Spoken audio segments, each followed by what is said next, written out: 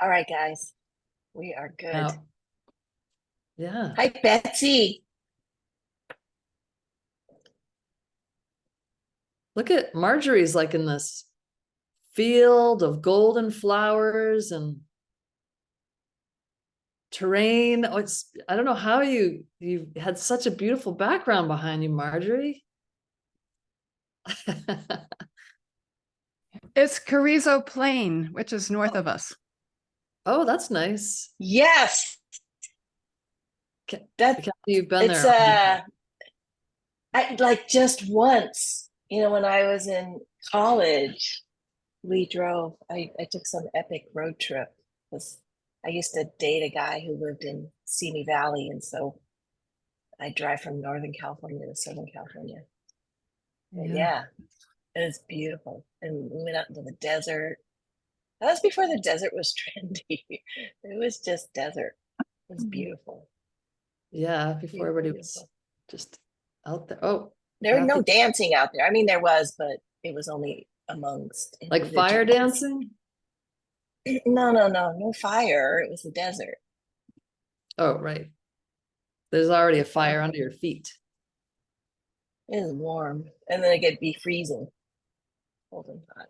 Freezing in the All evening. right, where are we at, Amy? I'm just still letting people in. Can't you see my shifty eyes? And trying to keep the roof on the house. Yes. Oh, it's not bad. It's not so bad? Okay, It's good. not. It's just some wind gusts here and there. It's fine. Okay, No rain. good. Yeah. Good. We're gonna get some rain. Yeah, we're gonna get some rain, Suzanne.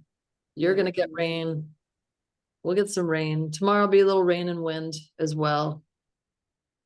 Won't be bad though. Yeah. A good way to start off the new year. Yeah. That's true. It's Rosh Hashanah, isn't it? All right. Okay, are you guys ready? I think so. Are you ready to count us in? Hannah, are you ready? Hannah, are you ready? Okay, Hannah's ready. Mom, are you ready? Okay. Dance Collective's ready. Suzanne's Dance Collective is ready. Okay.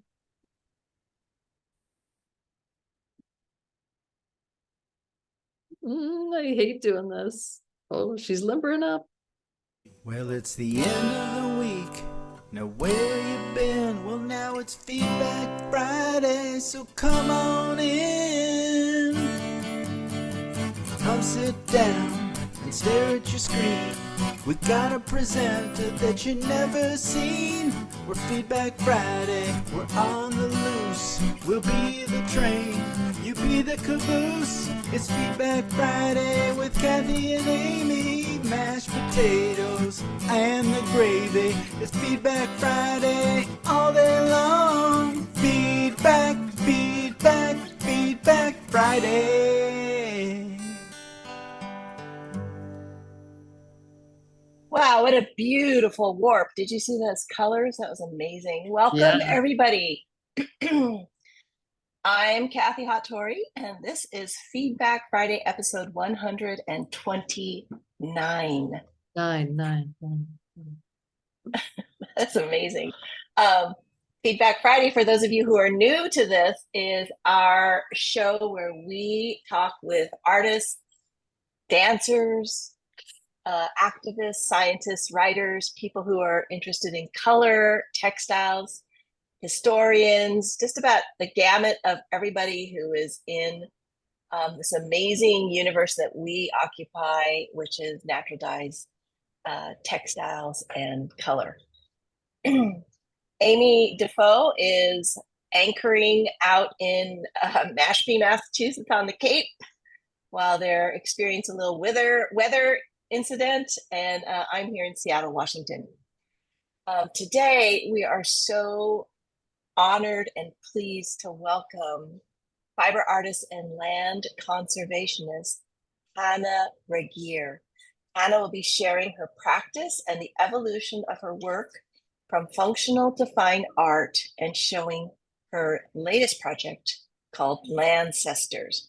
which was supported by a creation grant from the Vermont Arts Council. So this is going to be fascinating. It's beautiful. It's collaborative. I can't wait to hear her talk about this. Just a few reminders. We have had just a flurry of both online and in-person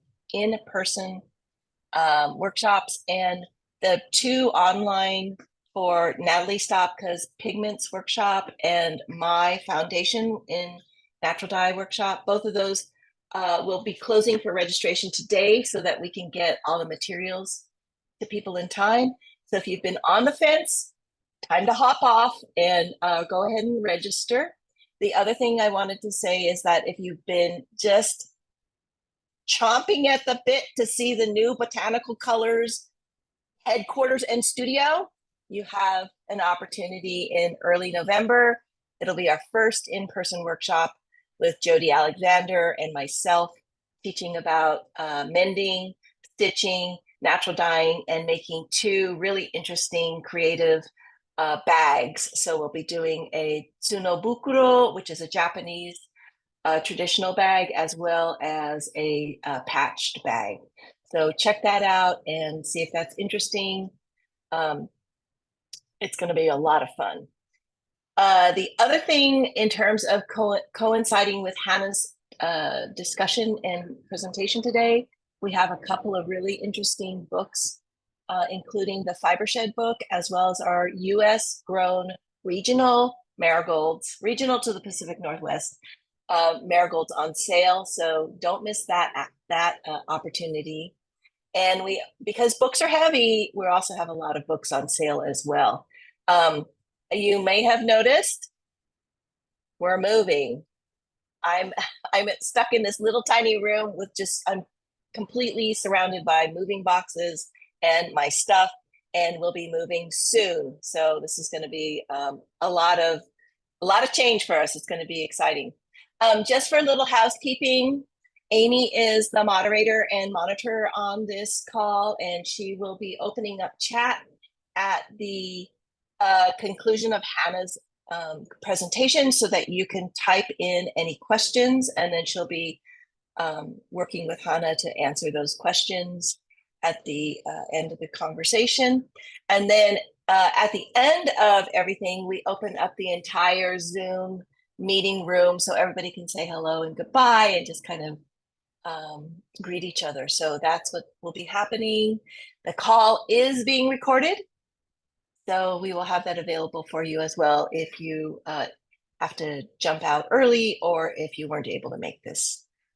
So that is my spiel. I'm just going to turn it over to Hannah now. And Hannah, welcome, welcome, welcome. We're very excited that you're joining us on this fine fall day, and can't wait to hear what you're going to talk about. Thank you. Thank you, Kathy. Thank you, Amy. Really excited to be here. And I'm here in rural southern Vermont, the homeland of the Abenaki, and land that I'm just so grateful for. And as Kathy said, I'm going to share a little bit about what I've been doing with natural dyes for the last 8 years or so, and then take you through the process of this latest body of work that I'm calling Landscestors. Let me try to share my screen. Folks see that? Great. So this is a little bit of what my surroundings look like when I head into the woods here. Looking up, looking down, looking ahead. So in 2012, I had just moved back to Vermont and was getting reacquainted with this land that I'd been away from for over a decade. I had just left my career as a digital designer, and I was starting to make and sell knit hats. So I was starting to play with dyeing techniques, and I just looked into using natural dyes. And about 10 minutes later, I knew that I had to be growing and foraging my own dyes, and that I had this epiphany that the woods and the fields that were all around me were just full of color producing organisms. And so I just spent the next couple of seasons acquainting myself with all of my local dyes. And I got to know this world of plants, mushrooms, lichen that have all become my color collaborators. So I spent about 5 years making hats using all of these locally foraged and grown dyes on locally produced wool and alpaca yarn, and including wool from Betsy McIsaac, who I saw is here, and selling these at craft shows. When the pandemic hit, all of those big craft shows shut down, and I had the buffer of pandemic unemployment insurance to take a little breather and decide where I wanted to go with this work. And so that reflecting made me realize I wanted to move away from some things and move towards some other things. So what I was moving away from was I wasn't feeling great about putting more consumer goods into the world, and especially the disconnect between using these really earthy local materials and it becoming a luxury item. And I'm so incredibly grateful for people who buy my work. And so there's just like an uncomfort there, I guess. Contending with the fact that knitting a knit hat with a high price point is a really hard sell because you're competing with commodities. Like people can buy a hat for $10 at Walmart, and these cost $250. And I was resistant to growing the business and becoming production oriented, and especially at the expense of my natural surroundings. Like these woods and fields only produce, seasonally what they produce. And I didn't want to get into extractive harvesting of these dyes because they're too precious. And this is the life that's around me. So what I'm moving towards is interested in expanding creatively, delving more into these materials as co-creators of meaning and of a finished piece, and also a desire to take action and move beyond the small acts of reciprocity, like spreading seeds and spores and having various practices of generosity while foraging. I really wanted to protect this land from unsustainable development and extraction.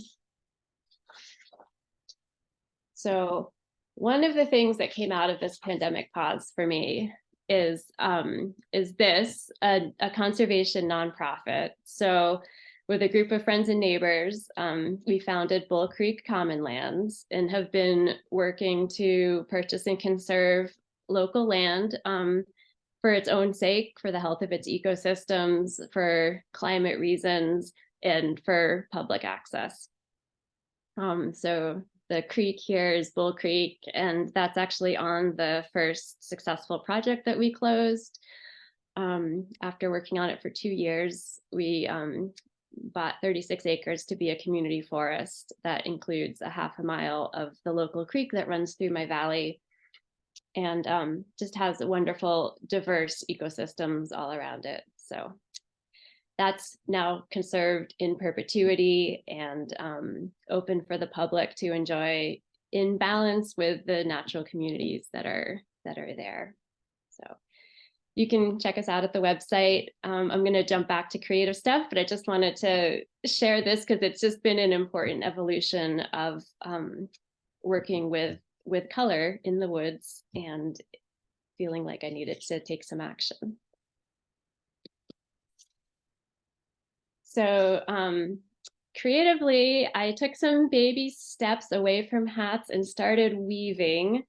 So these are all shawls, and I was just moving towards a form that felt more open-ended. So a hat has one purpose, a shawl you can do various things with. Not infinite, but it was a step. And the idea with these was just to let the colors speak for themselves, kind of be in this space of simplicity. This is actually a simpler process than the hats that I was making. And just hopefully there's kind of a protective nature to shawls, and I hope that that might speak to people a bit.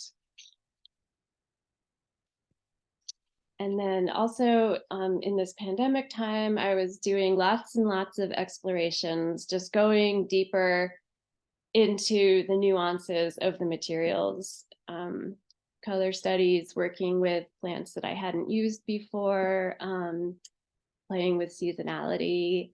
I took John Marshall's class on all of the colors you can get just from Japanese indigo.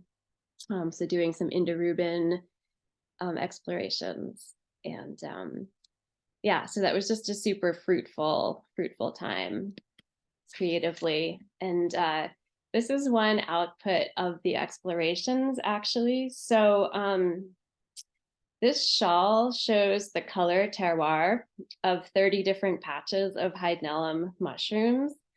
So these Hydnellum species are really difficult to identify because of their diversity. And there's a real spectrum of morphological traits. And not all of them are strong dyers. It's really hard to understand from what they look like which ones are going to be dyers or not. So I just started working with them as individual patches to see what colors each one would produce.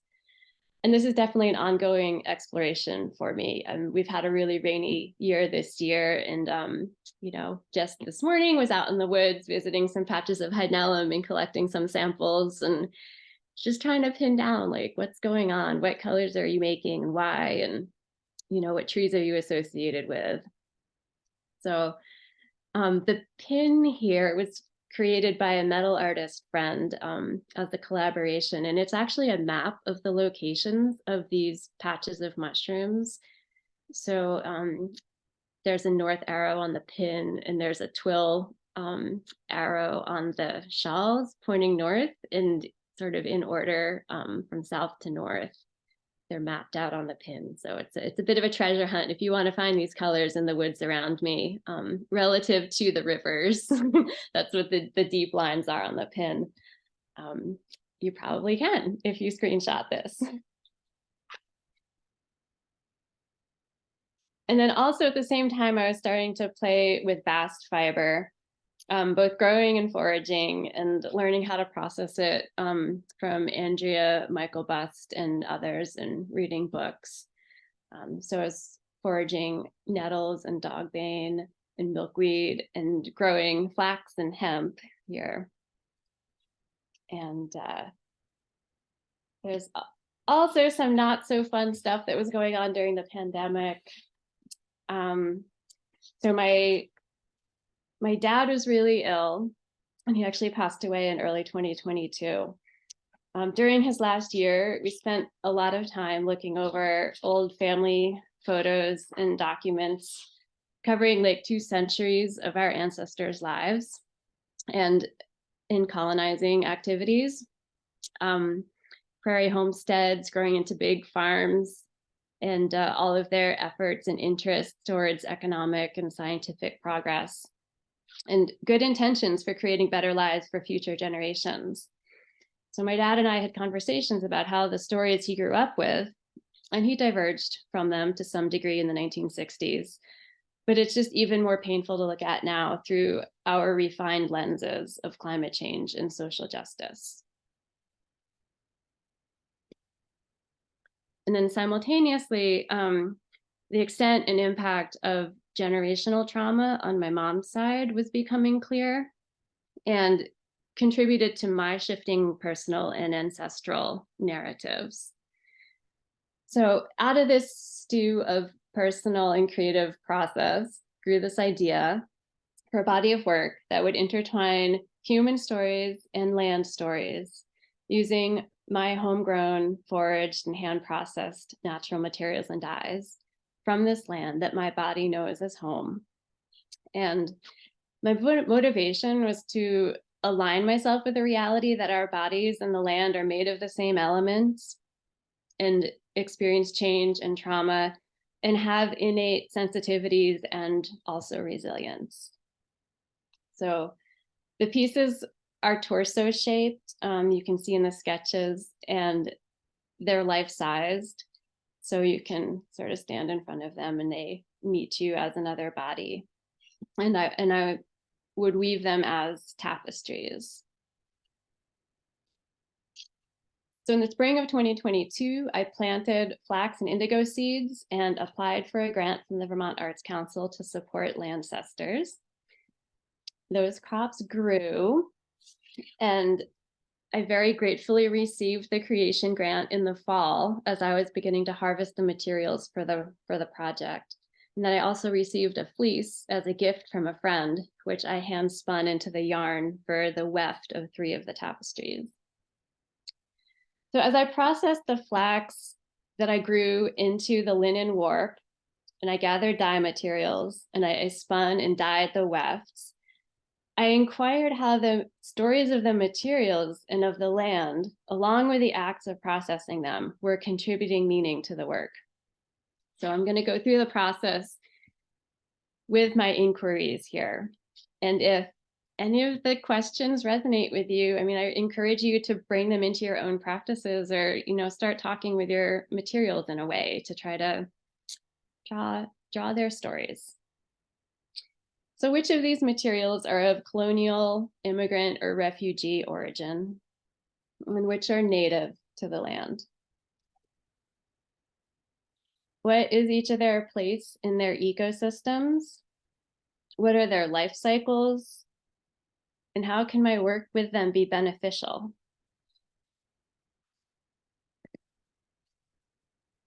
How much care and attention is required to coax color out of each dye organism? When are they willing and when are they resistant?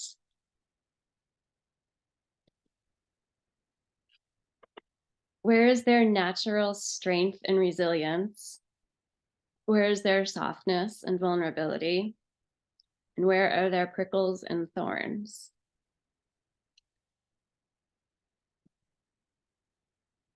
How do these beings' stories parallel my own ancestor stories? Where's their darkness? Where's their joy? Can these complex materials hold complex human stories softly within their own stories?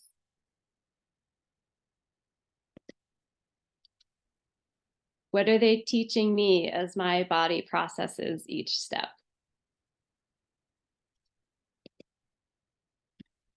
So these pieces are bodies, landscapes, and timelines that embody my questions and the land's responses. The first 2 I'm going to show hold stories from my paternal and maternal ancestors' stories. And then the next 2 kind of move into a wider story space.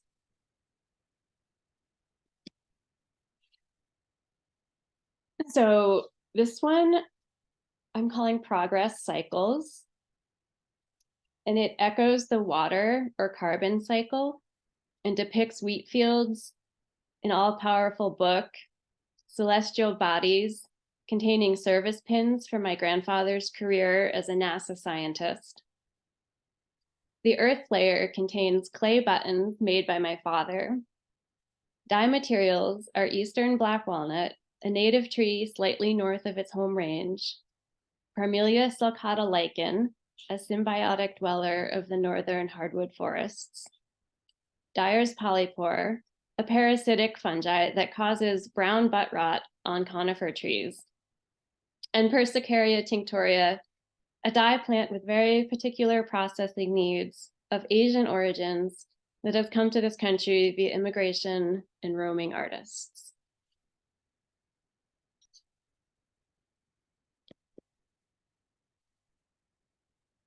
This one is Shame Projections, and it is depicting a confusing, confining, scary, emotional landscape.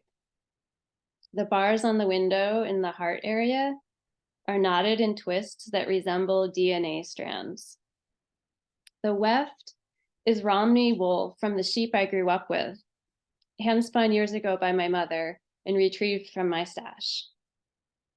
The dye materials are Gallium malugo roots, also known as smooth bed straw or wild madder, which is an introduced invasive fieldweed in Vermont. State extension services say that despite its vigor, you can break its cycle simply by tilling it under before it sets seed.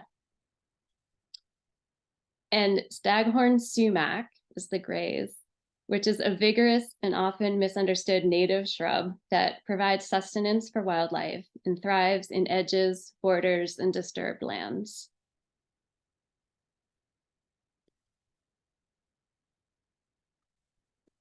This one is Reflections of Home. And it is set in this field of water, considering the water element, which is primary in both our bodies and on the earth. And some of the questions that shape this piece are, what landscapes do we carry with us and how do they manifest in our bodies? Are there ancestral lands that call to our hearts? And who holds memories of the land that we inhabit now? These dye materials are all from my garden: Japanese indigo, marigolds, and coreopsis. I think there's actually some black walnut in there as well from a neighbor's yard. And the natural toned landscape yarns in the insets are from local Finn sheep wool grown by young farmers in my community.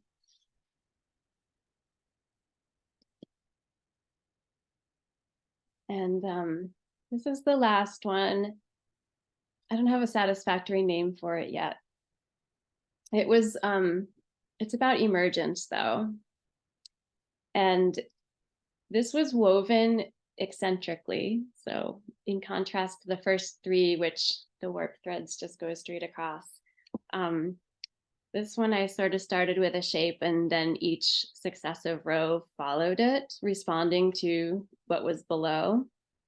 And every time it became unstable, I moved to a different area to start evening things out. So this one didn't have a plan, like a drawn cartoon when I started. Some of the shapes were created by outlining pieces of debris from the old farm dump on my property. And there's a piece of barbed wire that a tree had grown around. So these materials are a combination of bast fibers that I hand processed, my homegrown hemp and flax, locally foraged native nettles and dogbane. And then there's also a mill waste mystery roving that my friend Sally, who has a fiber mill, creates. And I hand spun that along with some local Rommeldale wool as well. And except for what might have been in the mystery roving, there are no dyes in this one. So this is all the natural colors of the fibers.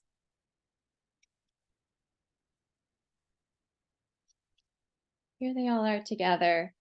And I'll just say that these pieces, I think they're better seen in person, and they're going to be hanging in the Soft Spot Gallery in Brattleboro this winter, Brattleboro, Vermont, from November through the winter. And hoping that there'll be a conversation starter and that we plan to have some interactive elements in the show, as well as some community gatherings to explore stories and materials together. So that is it for my presentation. Hannah, thank you so much. This was so insightful about your process as an artist and what you were thinking about, and taking all of these different influences and inspirations from the work you've done in the last few years and creating this work. It's amazing. Thank you. Yeah. All right, Amy, I'm going to turn it over to you. Okay. You can ask questions. Okay. Everybody's just kind of getting warmed up with some of their questions. You can always tell when it's been a presentation because everyone's just sort of in it and don't want to think about it. Just such beautiful work. Yeah. Yeah. One of my favorite things is having a run through the Tuesday before Feedback Friday to spend time with the artist. And so got to learn more about Hannah and her process, and even that maybe you could tell everybody too about where you are right now. Like, what's the actual building that you're in? Where do you live? Like the history of the place. Well, I'm in this little building. It's my house. It used to be a one-room schoolhouse. It was built in the 1820s. One of my long-term projects is to figure out, so there's a little plaque on the above the front door of my schoolhouse that says South School District 3.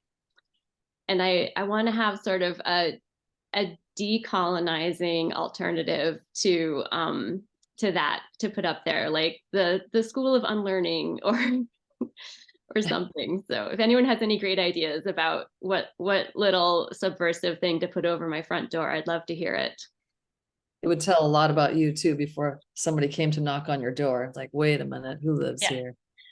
Yeah, because I'm really not into, replicating little colonial looks and all of that. So, well, your place looks great. I would like to come. I can just see it behind you, like the cool staircase and your artwork. Oh, can't wait to go there someday. Yeah. So somebody's asking if you have a link to the exhibit that you're having in that gallery. There's not a link yet. Not a link yet. A pretty below the radar gallery, and I will certainly put information on my website about it when I have that, but it should be opening the first Friday in November. And the building, it's the Hooker Dunham building, I think, in Brattleboro. It's near the Patio Coffee Shop, which is an outdoor like coffee cart. Yeah, I think we were talking about that too. Like I'll be up there in Vermont for the Rich Earth Symposium. We were thinking about getting a group together, like a Feedback Friday meetup. We've done that before, to come see your exhibit, which would be a lot of fun. Betsy's in charge. But I see. And I'll also, well, I'll have a link to your website just so everybody has that to be able to check on that exhibit that is happening. So somebody's asking, what are the sizes of the tapestries? So they're kind of life-size torsos, and I'm a pretty small person, but they're 24 across by about 32 tall inches. Mm-hmm. Yeah, and I wove them on an upright tapestry loom, so I could kind of work on them like a canvas. This question is interesting, and I'm going to sort of pull it apart a little bit. So Martha's saying, remarkable storytelling and recognition of so many levels of influence. Have you considered the plantation history of indigo in the US? I mean, is that something, Hannah, that maybe you've thought about, maybe even a series of tapestries in different areas that tell the story of?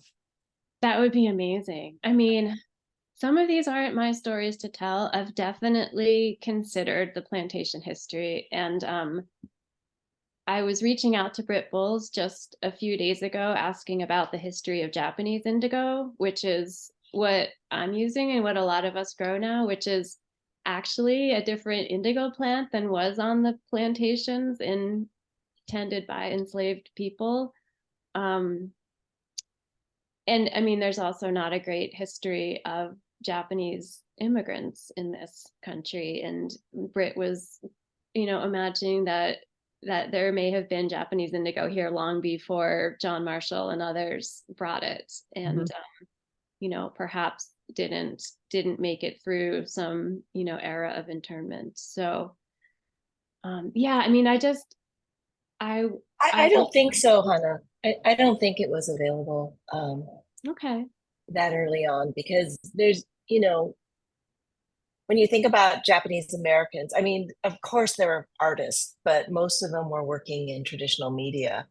They weren't working in textiles. The only one who was really working in, couple who were working in textiles were Ruth Asawa and Kei Sekimachi. And so they're all my mom and dad's generation. And they were really trying to just break in, right, to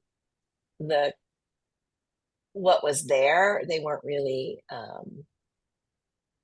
innovating.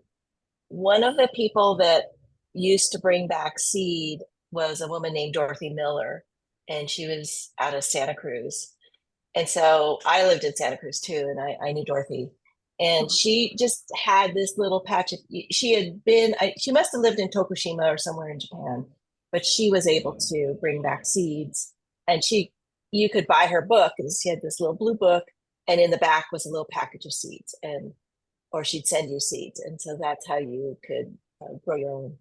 And that's the earliest I knew of it, but it is totally possible that it was cultivated, but it would have had to been just on a family level, extremely private, and it wasn't community information as far as I could tell.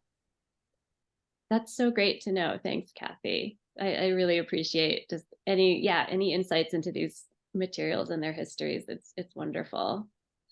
Hannah, there's also, Kathy, we had somebody on Feedback Friday. It was Rosa Chang and the Indigo Shade Map. And Rosa has lots of where indigo has come from, kind of all over the world, mapped out on the site. And I will make a note to myself right now to add that to the video recording. Awesome. Yeah. So let's see. Somebody's saying, okay, you mentioned barbed wire in one of your pieces. Maybe she's asking if you could show it again, but maybe you could just talk about it if you can't pull it up. Yeah, the barbed wire was really used to create a shape. Here, I think I can share my screen again. Yep. So yeah, in this one, I don't know, can you see my cursor? Yep. So just this shape. So what I did is I didn't actually attach the artifacts to this one. But I used them, I outlined them with the materials. So this wave-like shape is actually like in this little inset, you can see how I have the barbed wire laid on top of it. And I was just tracing around that. So like really thinking about how layers of earth build up around the wounds that they get and heal that and move on. And that was really kind of a theme that I was working with in this one. Beautiful. I know I'll find it again here, but somebody was asking about why the shape, the T shape of all your pieces. So they're supposed to be torsos, and without getting too sculptural with the weaving, they're very geometric, but they do have little like splits for legs, and so they're like a body with little arms and little legs, like if you imagine an old sculpture of a torso, like a Roman sculpture or something. Yeah. So yeah, I get that doesn't come across perfectly.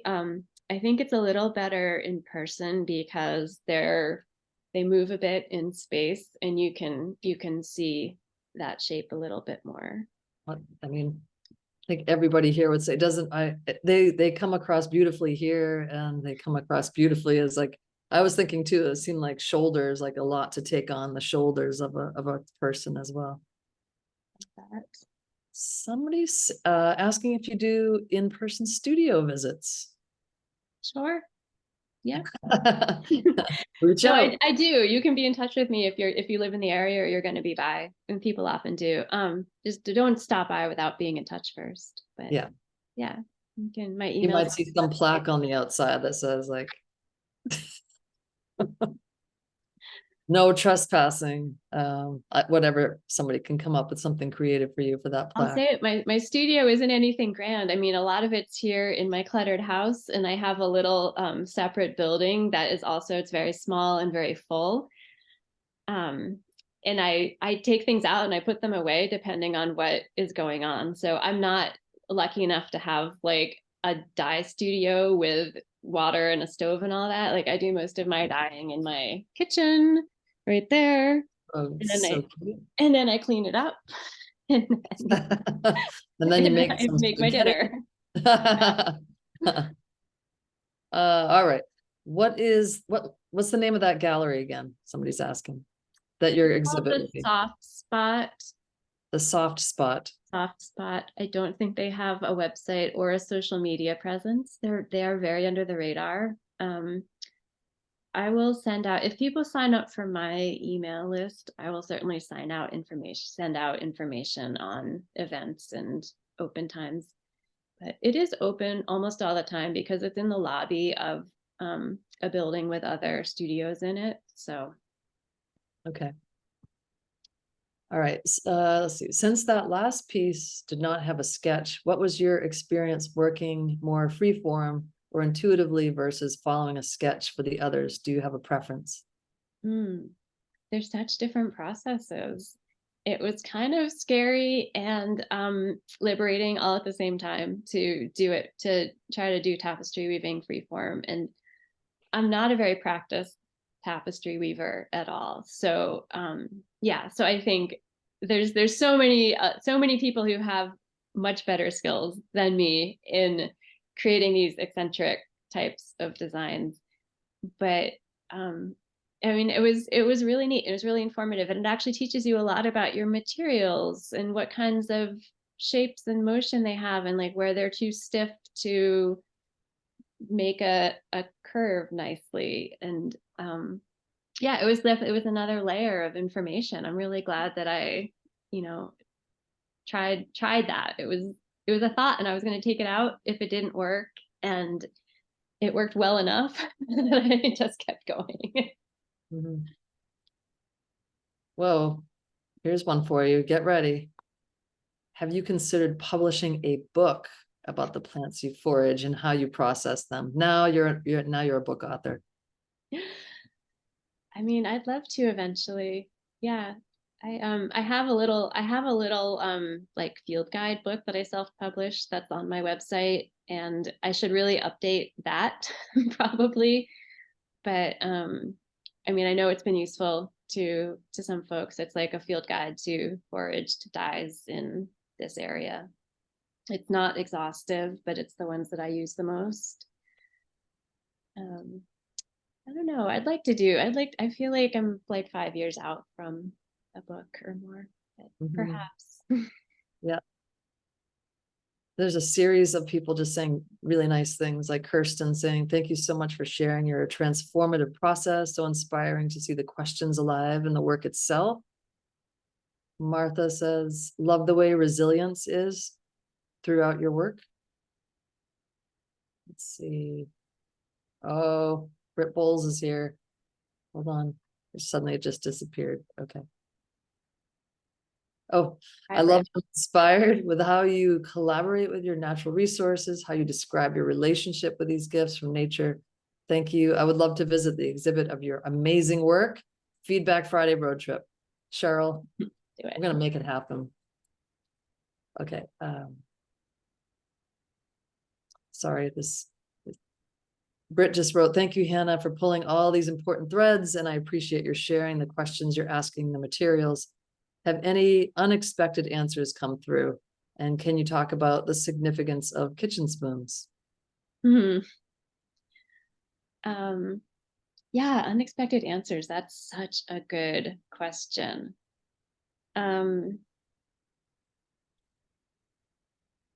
I think one of the things over time, and I've been asking these questions longer than just the process, like 1 year process of making the Landscestors tapestries. But I find myself collecting less. Like there's definitely been a trajectory since I started with a lot of excitement working with foraged materials, and I really am getting more the significance of the ecosystem and the connections. And it's not that I think I'm doing damage by collecting, it's that I want to honor what's there, and I really don't want to take more than what is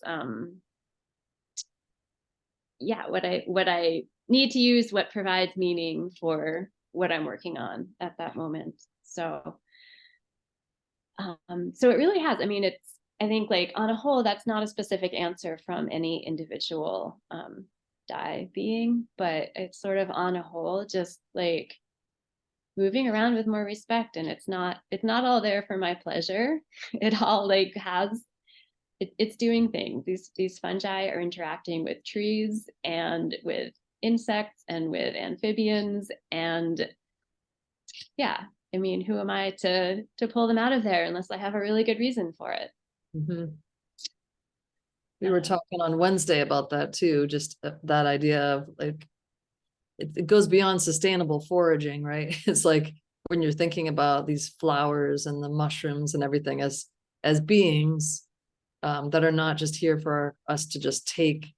There's got to be some reason. It makes me think differently as a natural dyer. I don't know if anybody else feels that way too, but I mean, I've thought about that before, but I think if you're farming dyes, if you're doing production and you need dyes a lot, and you're doing your own harvesting for your, say your yarn you're dyeing or whatever, it takes on a different meaning when you're interacting with those materials. I don't know if anybody else feels like that, but I don't know. Sorry, did I just cut you off? Were you going to say something? You don't have to. Yeah, I mean, Britt asked about the spoons also, and I mean, those are, yeah, I don't know, it's a little hard for me to talk about them, and but there's, you know, there's like in my maternal ancestors' stories, I have the lived experience of spoons being of nourishment. Other people in that family line have the lived experience of spoons being used as weapons. And so I wanted to put those both into this piece as one of those tensions in a confusing emotional landscape. Thanks for that. Somebody's asking about, or saying, I think your work with hats is evident in your tapestries and this evolution of your hats into tapestries. I love your hats, are so great. I think that's the first time I found you. It was your hats. They were so beautiful. I was just like, what are they all about? Okay. I still like making the hats. I still like, I'm not stopping making the functional work completely. And I'm not sure if I'm going to put a collection together this fall. It kind of depends on a few open-ended life things right now, but I may be making a small collection of hats and shawls for, you know, this kind of holiday season. And if you're on my website, or if you're on my email list, you're on my Instagram, you can hear about when those come out. Yeah. Mm-hmm. It might be, people are just saying, you know, Eloise is saying, I think your work with hats is evident. Okay, no, I already read that one. The dyeing of the hats is so fascinating. I love when I'm inspired with, no, I already read that one. See all these beautiful things everybody's writing about you. They're kind of going like 3 deep in there, but I think we're at the end of the line for questions, unless anyone has any questions for Hannah on color or fibers. I also thought, you know, nobody's has asked questions about those fibers that you processed yourself, but like the hemp and the flax. And I mean, what were some tools that you used to actually process that? Yeah, so I mean, flax has its whole like barn full of tools for itself. I had a woodworker friend of mine make me a flax break, which is just a great tool. It's probably most of you have seen one. It looks like a sawhorse with a great big like chopper on a hinge that you whack the flax with to break it, and a scutching knife, which is just basically a piece of wood that I, you know, rub against another board piece of wood. But and then I'm not a great spinner. I've really just only learned how to spin in the last couple of years, and so yeah, that's just all been a trial. And the amount of flax that I spun to do the warp was definitely the most spinning that I've ever done. And that was a 2-ply using the line. So flax has the longer fibers as the line and the shorter fibers as the toe. And so I spun all of the line flax from the crop that I grew last year. And I had maybe like 5 yards more than I needed for the warp for those 4 pieces. So somehow it came out like just about perfect. And yeah, so I was really happy that turned out. And I asked a lot of questions as I went of people who knew better than me about flax processing. Yeah, you have a lot of good flax and hemp fiber people in Vermont with your Vermont Fiber Shed, as well as University of Vermont.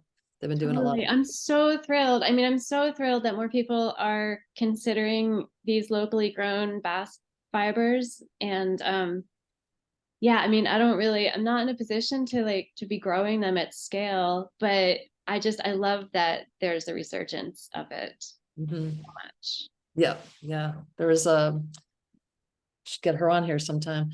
But there's this Alex Carlson she actually works at New Balance, but during the pandemic went back to school. I think she's the sustainability director now at New Balance. But she went to see how can you grow hemp in the United States and actually scale it.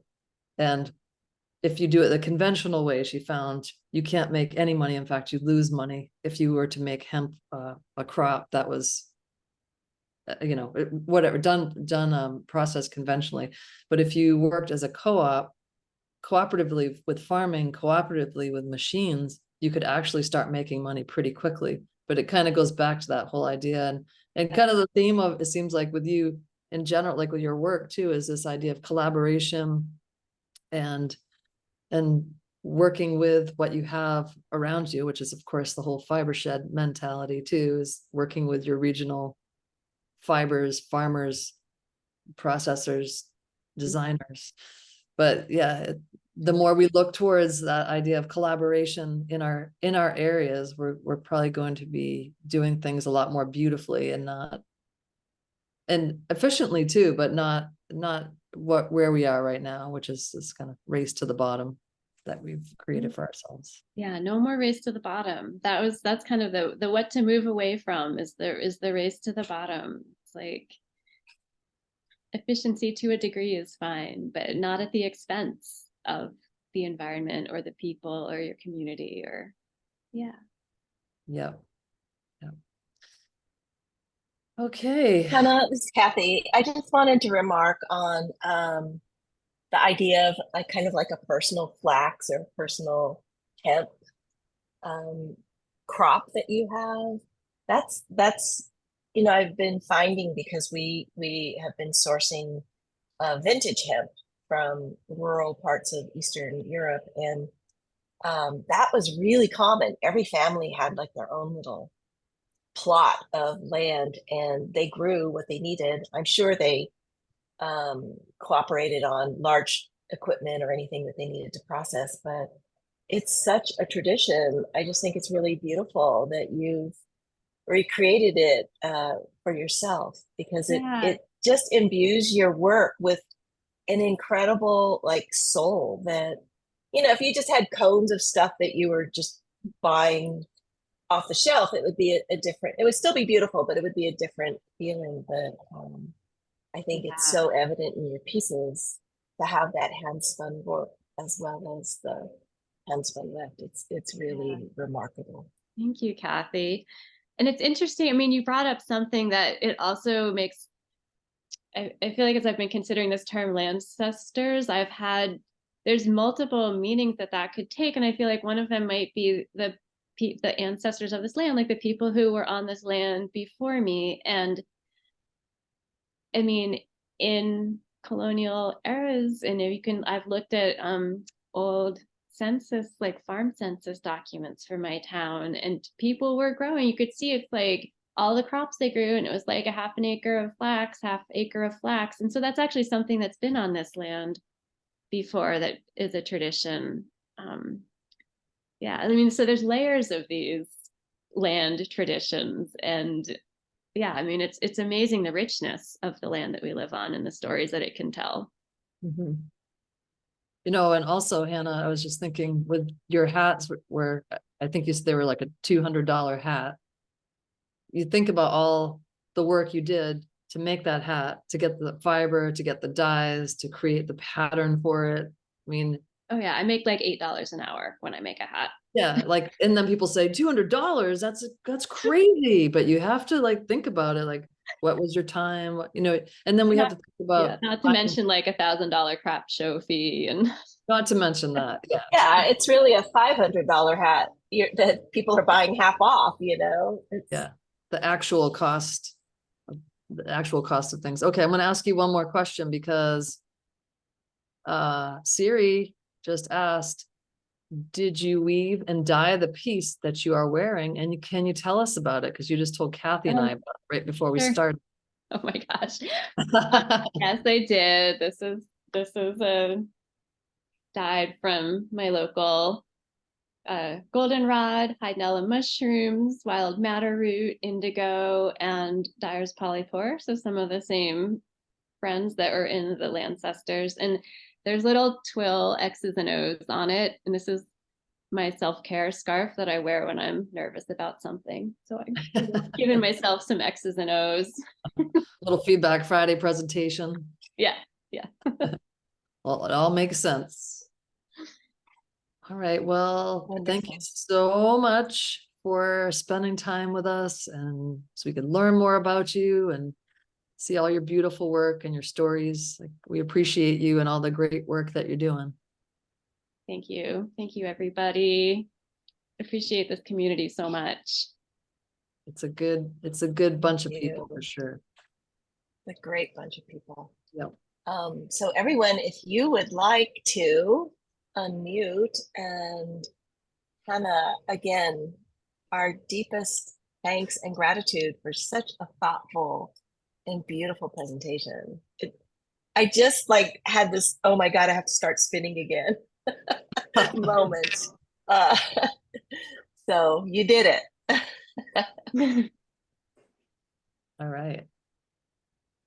Yeah, if you guys want to say hello and goodbye, go for it. Unmute yourself. Thank you so much. Thank you, so much. Hannah. Hi, Kathy. Shelley. Thank you, Hannah. Great. Oh, Thank so good you. to see Thank you, everyone. Hannah. Thank you, Hannah. Oh, there's Samantha. Hi, Samantha. Oh, I see Samantha. Hey, everybody. Yeah, so everybody on the East Coast, yeah, stay warm, stay safe, Stay stay dry. dry, Yeah, stay dry. yeah. I've got my glass lanterns. Oh my God. They're For the called love- hurricane lamps. Hurricane lamps. We've been wet all summer long. Yeah. Yeah. The Northeast. Oh, you guys had terrible flooding. Terrible. Oh, Vermont. Yeah. And yes. Oh my God. Every day, every time it rained, it just torrential downpours and water running everywhere. And Yeah, it's been intense. yeah, it has not a lot of sun. A lot of plants have suffered. You'd think, oh, all that rain, but there's a lot of fungus and blight and things like that are occurring on plants and trees everywhere because it's so wet and it's not really their thing. Yeah. Yeah. Yeah, it's definitely. I'm going to go ahead and stop the recording. Oh, right. But yes, we are feeling it. We are feeling it, you guys.